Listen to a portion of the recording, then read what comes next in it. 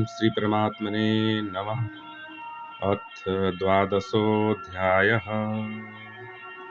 अर्जुन बोले, जो अनन्य प्रेमी भक्तजन पूर्वोक्त प्रकार से निरंतर आपके भजन ध्यान में लगे रहकर आप सगुण रूप परमेश्वर को और दूसरे जो केवल अविनाशी सच्चिदानंद घन निराकार ब्रह्म को ही अति श्रेष्ठ भाव से भजते हैं, उन दोनों प्रकार के उपासकों में अति उत्तम योगवेत्ता कौन है? श्री भगवान बोले, मुझ में मन को एकाग्र करके निरंतर मेरे भजन ध्यान में लगे हुए जो भक्तजन अतिशय श्रेष्ठ श्रद्धा से युक्त होकर मुझ सगुण रूप परमेश्वर को भजते हैं, वे मुझको योगियों में अति उत्तम योगी मान्य हैं।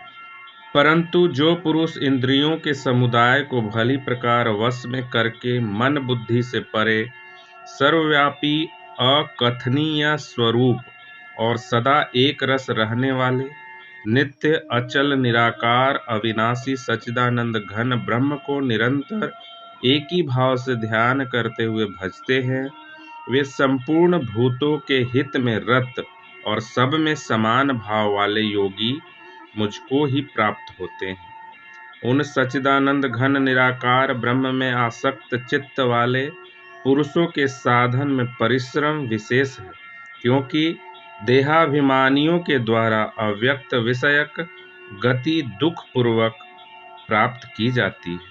परंतु जो मेरे परायण रहने वाले भक्तजन संपूर्ण कर्मों को मुझ में अर्पण करके मुझ सगुण रूप परमेश्वर को ही अनन्य भक्ति योग से निरंतर चिंतन करते हुए भजते हैं, हे अर्जुन, उन मुझ में चित्त लगाने वाले प्रेमी भक्तों का मैं शीघ्र ही मृत्यु रूप संसार समुद्र से उद्धार करने वाला होता हूँ। मुझ में मन को लगा और मुझ में ही बुद्धि को लगा, इसके उपरांत तू मुझ में ही निवास करेगा, इसमें कुछ भी संशय नहीं है। यदि तू मन को मुझ में अचल स्थापना करने के लिए समर्थ नहीं है, तो हे अर्जुन, अभ्यास रूप योग के द्वारा मुझको प्राप्त होने के लिए इच्छा कर। यदि तू उपरयुक्त अभ्यास में भी असमर्थ है, तो केवल मेरे लिए कर्म करने के ही परायण हो जा। इस प्रकार मेरे निमित्त कर्मों को करता हुआ भी मेरी प्राप्ति रूप सिद्धि को ही प्राप्त होगा। यदि मेरी प्राप्ति रूप योग के आश्रित होकर उपर्युक्त साधन को करने में भी तू असमर्थ है, तो मन बुद्धि आदि पर विजय प्राप्त करने वाला होकर सब कर्मों के फल का त्याग कर।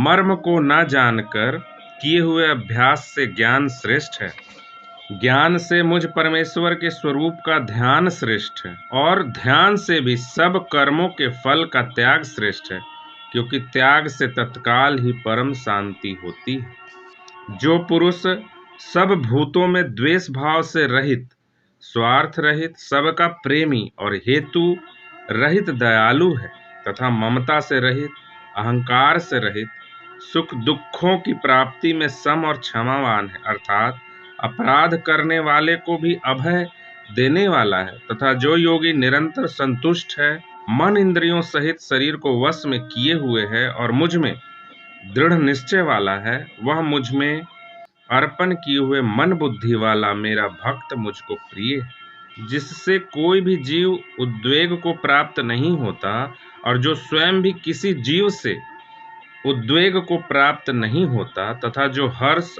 अमर्ष, भय और उद्वेगादि से रहित है, वह भक्त मुझको प्रिय है। जो पुरुष आकांक्षा से रहित, बाहर भीतर से शुद्ध, चतुर, पक्षपात से रहित और दुखों से छूटा हुआ है, वह सब आरंभों का त्यागी मेरा भक्त मुझको प्रिय है।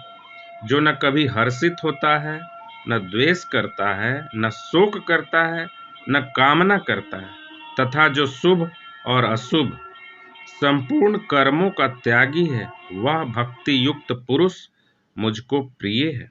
जो शत्रु मित्र में और मान अपमान में सम है, तथा सर्दी गर्मी और सुख दुखादि द्वंद्वों में सम है और आसक्ति से रहित है, जो निंदा स्तुति को समान समझने वाला, मननशील और जिस किसी प्रकार से भी शरीर का निर्वाह होने में सदा ही संतुष्ट है और रहने के स्थान में ममता और आसक्ति से रहित है, वह स्थिर बुद्धि भक्तिमान पुरुष मुझको प्रिय है।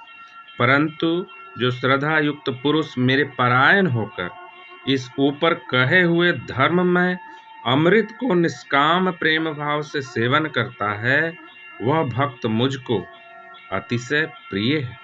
ओम तत्सदिति श्रीमद्भगवत गीतासु उपनिषत्सु ब्रह्म विद्यायां योग शास्त्रे श्री कृष्णार्जुन संवादे भक्ति योगो नाम द्वादशोऽध्यायः। ओम श्री कृष्णार्पणमस्तु। ओम श्री कृष्णार्पणमस्तु। ओम श्री कृष्णार्पणमस्तु।